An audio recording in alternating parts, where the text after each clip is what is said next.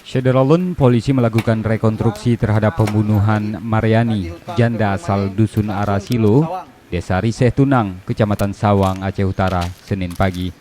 Rekonstruksi dilakukan di halaman Mapolres Lok Sumawe yang diperankan salah satu tersangka, yakni remaja berusia 15 tahun. Tersangka ikut didampingi kuasa hukumnya dari LBH Banda Aceh Pos Lok Sumawe. Sementara pelaku utama yang masih DPO diperagakan pemeran pengganti. Dari proses rekonstruksi, diketahui bahwa korban yang merupakan janda asal Sawang dibunuh pelaku dengan menggunakan batu.